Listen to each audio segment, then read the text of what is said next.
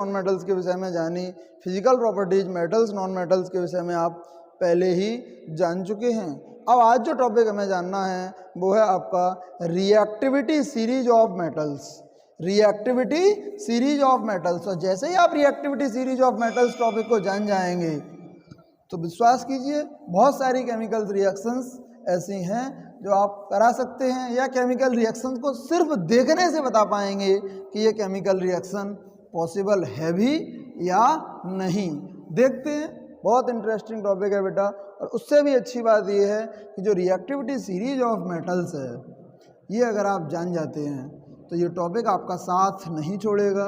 ये 12th तक आपके साथ रहने वाला टॉपिक है, तो इसे थोड़ा सा ध्यान से देखेंगे। बहुत इंटरेस्टिंग टॉपिक भी है, रिएक्टिविटी सीरीज ऑफ मेटल्स। ठीक है।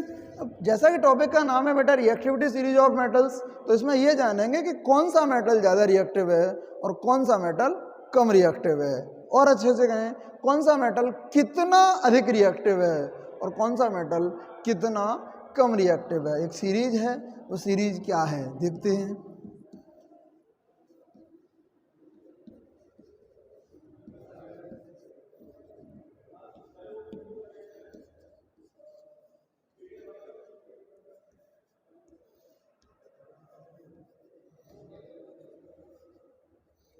आप जानते हैं के जो है ये पोटेशियम को रिप्रेजेंट करता है।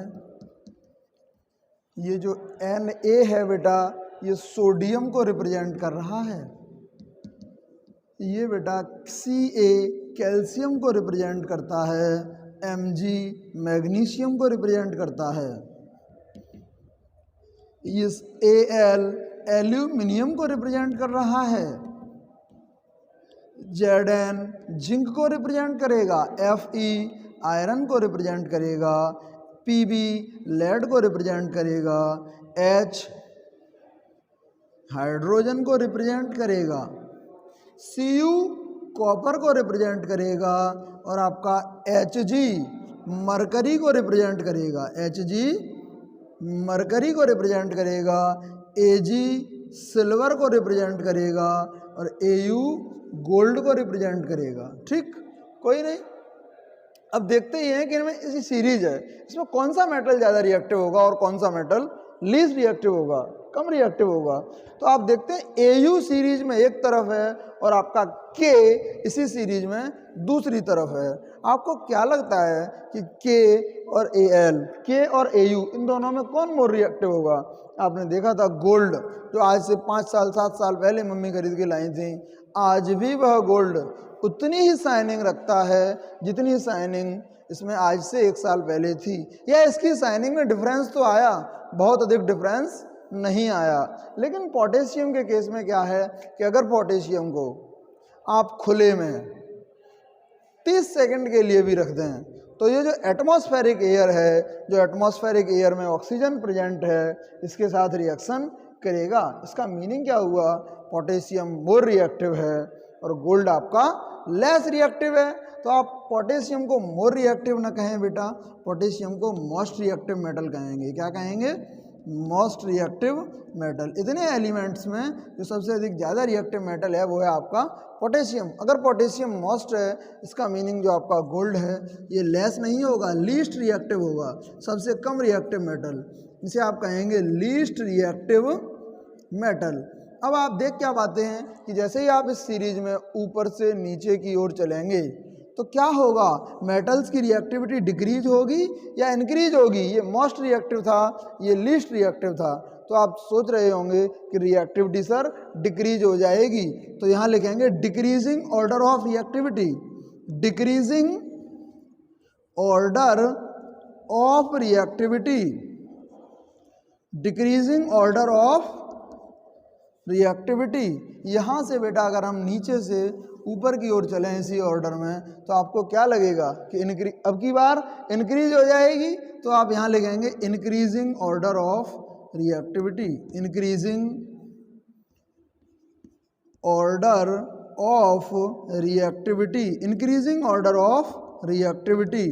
अब आप देख क्या पाते हैं कि जो हाइड्रोजन है इससे इतने एलिमेंट ऊपर हैं, हाइड्रोजन से इतने एलिमेंट ऊपर हैं, तो आप बताइए ये एलिमेंट हाइड्रोजन से ज़्यादा रिएक्टिव होंगे या कम रिएक्टिव होंगे? सर मोस्ट रिएक्टिव को ऊपर रखा है, तो डेफिनेटली ये एलिमेंट्स हाइड्रोजन से ज़्यादा रिएक्टिव होंगे, तो इन्हें आप कहेंगे more reactive than hydrogen, more reactive than hydrogen.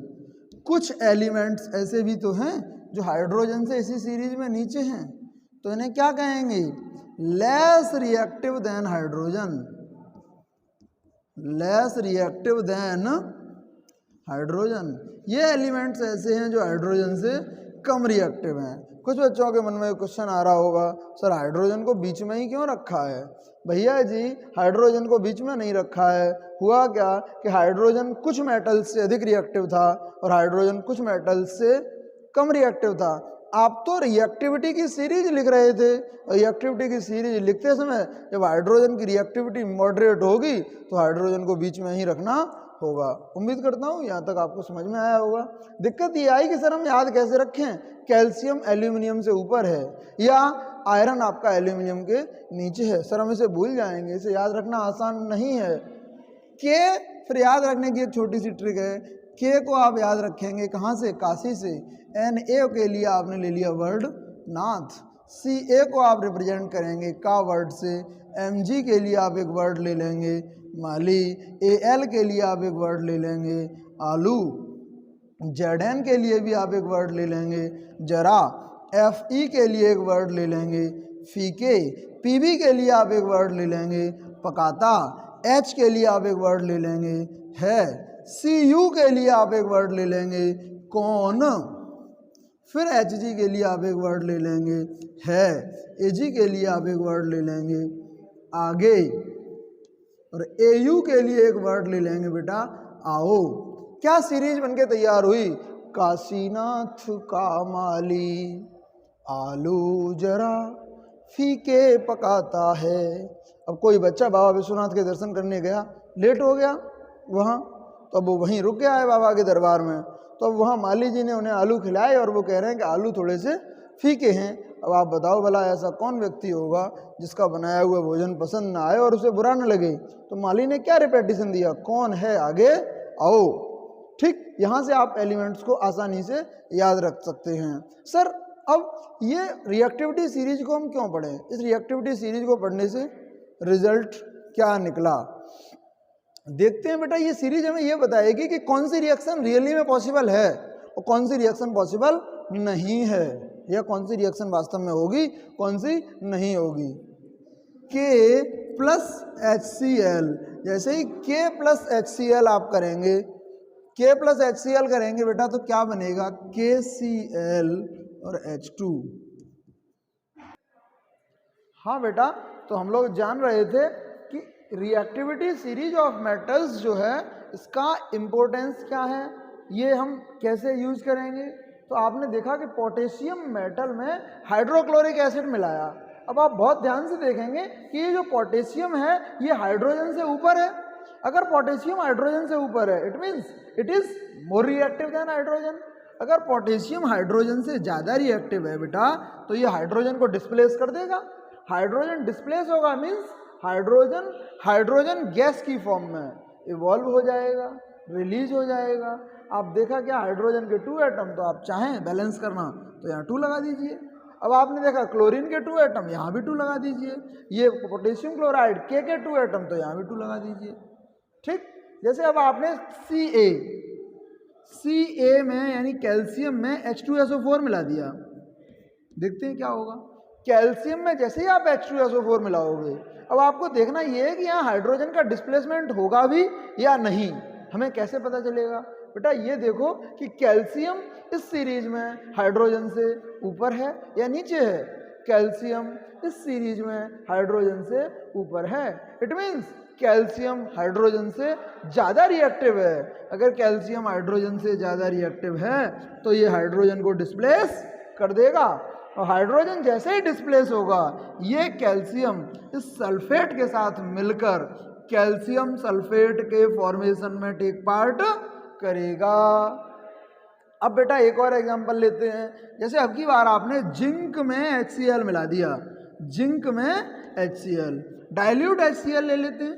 Zinc में जब आप HCl मिलाएंगे तो होगा क्या? हाइड्रोजन गैस इवॉल्व हो जाएगी। क्यों हो जाएगी? जिंक मोर रिएक्टिव है देन हाइड्रोजन। ये आपकी हाइड्रोजन गैस इवॉल्व हो चुकी है और ये आपका जिंक और क्लोरीन के फॉर्मूले पे जब आप वर्कआउट करेंगे तो आप पाएंगे कि जिंक ZnCl2 बनाएगा। क्या बनाएगा? ZnCl2। इधर क्लोरीन के 2 एटम, तो आपने यहाँ लगा दिया 2। इधर आप देखेंगे हाइड्रोजन के 2 एटम और इधर भी हाइड्रोजन के 2 एटम। तो ये आपका जिंक क्लोराइड बनके तैयार हो जाएगा। एक और केमिकल रिएक्शन देखते हैं, जैसे Au plus HCl। Au plus HCl। अब देखो बेटा, आप Au जो है वो इस हाइड्रोजन से लेस रिएक्टिव है, कम रिएक्टिव है। तो आप क्या पाएंगे कि गोल्ड हाइड्रोजन को डिस्प्लेस नहीं करेगा। अगर गोल्ड हाइड्रोजन को डिस्प्लेस नहीं करेगा, इट मीन्स कोई केमिकल रिएक्शन नहीं होगी, नो रिएक्शन। रिजल्ट क्या निकला कि ये जो नीचे वाले मेटल्स हैं, जो मेटल्स हाइड्रोजन से नीचे हैं, मेटल्स रिएक्टिविटी सीरीज में वो हाइड्रोजन को डिस्प्लेस नहीं करेंगे, और जितने भी मेटल्स हाइड्रोजन से रिएक्टिविटी सीरीज में ऊपर हैं, ये सारे मेटल्स हाइड्रोजन को डिस्प्लेस कर देंगे।